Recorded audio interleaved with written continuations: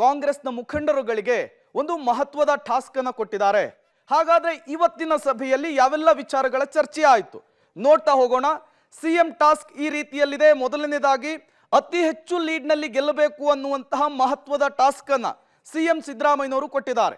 ಎರಡನೇ ಟಾಸ್ಕ್ ಈ ರೀತಿ ಇದೆ, ಮೈಸೂರು ಚಾಮರಾಜನಗರವನ್ನು ನಾವು ಗೆಲ್ಲಲೇಬೇಕು, ಪ್ರತಿಷ್ಠೆಯ ಪಣವಾಗಿದೆ, ಪ್ರತಿಷ್ಠೆಯ ವಿಚಾರವಾಗಿದೆ. ಹಾಗಾಗಿ ಈ ವಿಚಾರವನ್ನು ನಾವು ಗಮನದಲ್ಲಿಟ್ಕೊಂಡು ಈ ಎರಡೂ ಕ್ಷೇತ್ರಗಳನ್ನು ಗೆಲ್ಲಲಿಕ್ಕೆ ಏನೇನು ಪ್ಲಾನ್ ಬೇಕು, ಏನೇನು ರೂಟ್ ಮ್ಯಾಪ್ ಬೇಕು ಎಲ್ಲವನ್ನೂ ಕೂಡ ರೆಡಿ ಮಾಡ್ಕೊಳ್ಳಿ ಅಂಥೇಳಿ ಇವತ್ತಿನ ಸಭೆಯ ಮೂಲಕ ಸೂಚನೆಯನ್ನು ಕೊಟ್ಟಿದ್ದಾರೆ. ಕನಿಷ್ಠ ಲಕ್ಷಗಳ ಮತಗಳ ಅಂತರದಲ್ಲಿ ಗೆಲ್ಲಬೇಕು. ಹಾಗಾಗಿಯೇ ನಾವು ಒಕ್ಕಲಿಗ ಕೋಟಾದಡಿಯಲ್ಲಿ ಲಕ್ಷ್ಮಣ್ ಅವರನ್ನು ಅಖಾಡಕ್ಕೆ ಇಳಿಸಿದ್ದೀವಿ. ಚಾಮರಾಜನಗರದಲ್ಲಿ ಬಹುತೇಕ ಸುನಿಲ್ ಬೋಸ್ಗೆ ಟಿಕೆಟ್ ಸಿಗುವಂತಹ ಸಾಧ್ಯತೆ ಇದೆ. ಶತಾಯ ಗತಾಯ ಈ ಎರಡೂ ಕ್ಷೇತ್ರಗಳನ್ನು ಗೆಲ್ಲಬೇಕು ಅನ್ನುವಂತಹ ನಿಟ್ಟಿನಲ್ಲಿ ಒಂದು ಖಡಕ್ ಸೂಚನೆಯನ್ನ ಸಿಎಂ ಸಿದ್ದರಾಮಯ್ಯನವರು ಪಾಸ್ ಮಾಡಿದ್ದಾರೆ. ಇನ್ನು ಯದುವೀರ್ ವಿರುದ್ಧ ಮಾತನಾಡಬೇಡಿ. ಯದುವಂಶಸ್ಥರಾಗಿರುವಂತಹ ಯದುವೀರ್ ಅವರಿಗೆ ಈ ಬಾರಿ ಬಿಜೆಪಿ ಟಿಕೆಟ್ ಕೊಟ್ಟಿದೆ, ಮಹತ್ವದ ಬದಲಾವಣೆ ಮಾಡಿದೆ.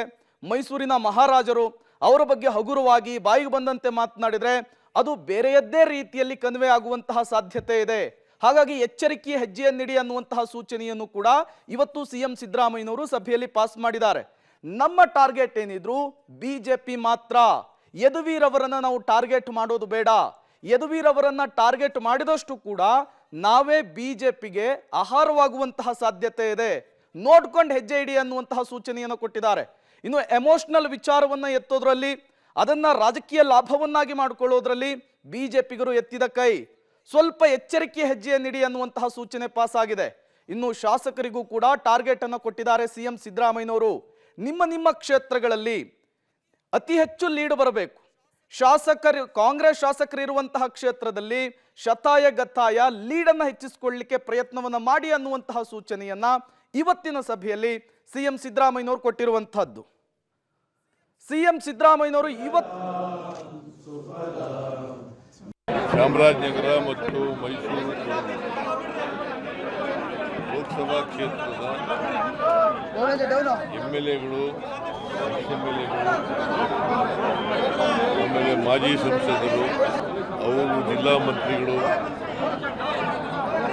ಜಿಲ್ಲಾ ಅಧ್ಯಕ್ಷರುಗಳು, ಬ್ಲಾಕ್ ಸಮಿತಿ ಅಧ್ಯಕ್ಷರುಗಳು ಇವರು ಸಭೆ ಮಾಡಿದರು. ಇವರು ಸಭೆ ಮಾಡಿ ಈ ಎರಡೂ ಕ್ಷೇತ್ರಗಳಲ್ಲಿ ಗೆಲ್ತಕ್ಕಂಥ ವಾತಾವರಣ ಇದೆ. ಅದರಿಂದ ನೀವು ಭಾಳ ಸೀರಿಯಸ್ ಆಗಿ ಚುನಾವಣೆಗಳನ್ನು ತಗೊಂಡು ಗೆಲ್ಲಿಸಲಿಕ್ಕೆ ಪ್ರಯತ್ನ ಮಾಡಬೇಕು ಅಂತೇಳಿ ಮೀಟಿಂಗ್. ಚಾಮರಾಜನಗರ ಮತ್ತು